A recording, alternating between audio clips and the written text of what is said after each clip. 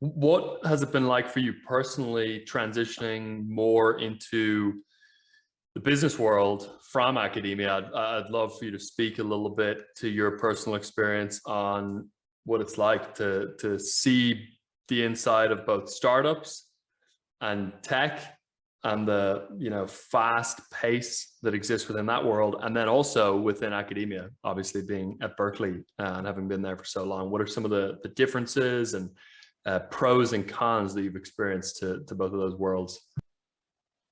I will say very different worlds, which it won't come as a surprise to you or anyone else. The pace is markedly different, but I like the pace, and I would say I prefer the pace to in industry more than I do in academia. I thrive in that kind of fast pace. Well, maybe it's no surprise there. I at the end of the day, I'm a productivity researcher, so of course I like productivity.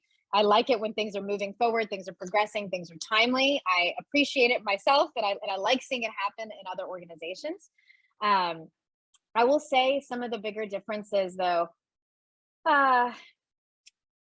when it comes to innovation, I can focus on that because I see this is an area where I do believe actually that industry can learn from academia.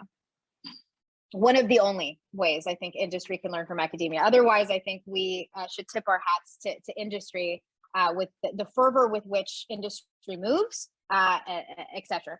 But when it comes to innovation, because that is truly what an academic's bread and butter is. At the end of the day, what scientists are supposed to be doing is coming up with very big novel ideas, testing those hypotheses and those ideas, and then coming out with the research and then coming up with more ideas. That is what our jobs are. So innovation at scale, reliable innovation is really what we're supposed to be experts in, regardless of the field we're in. And I know so many leaders. I've sat down with so many CEOs over the years that are just so petrified of losing innovation, of losing market share, of dipping in their economic positions for their companies in their industries because they're afraid a smaller, more nimble startup is going to come and take over. They're going to hashtag innovate and disrupt them out of their marketplace. And I think, yes, that's a valid concern. But I think that the way that we in industry go about trying to create the conditions necessary for innovation is typically not correct. And there's a couple of key pieces missing. One, time and space, which we've sort of been talking about, right?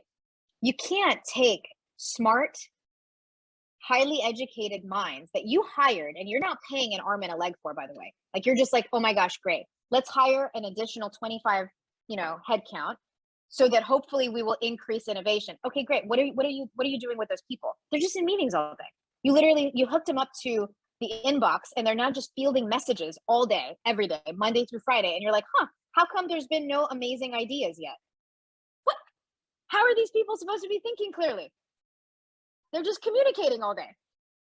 So I think giving time and space, and that's something that academia, I think, does very, very well. The default is you're sitting pretty much by yourself, which I think academia does the other extreme. We're very lonely. We're sort of in our little caves, like thinking by ourselves all day. And I'm like, start talking to my whiteboard markers, like in my office. Like, it's a little extreme. I'm not saying to go into that extreme. However, you need to give people time and space. We are open in academia to sabbaticals. It's like, you want to take 2-3 months off, go off the grid, come back with 5 amazing ideas. Give people time and space to be creative where they're not inundated with constant communication and production. So there's that. And the second is psychological safety, which has been shown across the board, across so many different studies, to be the number one factor for not only high-performing teams and productive teams, but also innovative teams. You want people to come up with amazing ideas that are going to push your company forward. You need to let them come up with crazy and stupid ideas too. That is a part of it. 90% of the ideas are going to be absolute horse doo-doo. And you need to be okay with that as a leader. You need to be like, great, amazing, I love it. Yes, more of this. Keep coming. Keep bringing those ideas.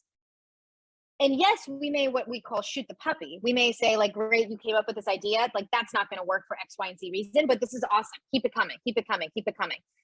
In academia, we're not afraid to be wrong. That's a part of our job. We fail, by the way, on a daily basis. That is literally our job. if we were too afraid to try stuff and to come up with crazy ideas and crazy theories, we would not be innovating at all in the scientific world. We would not come up with new drugs. We would not come up with cures to diseases. You need to be able to think out of the box, and you need to be okay with being wrong and failing over and over again. So what I'm really saying is that at an organizational level, leaders need to incentivize failure. It's not just be okay with it. Like literally say, like, if you come up with a crazy idea, go after it, get after it. How can I best support you to get after this? Give it a month. Let's see how far you get, and we'll reevaluate.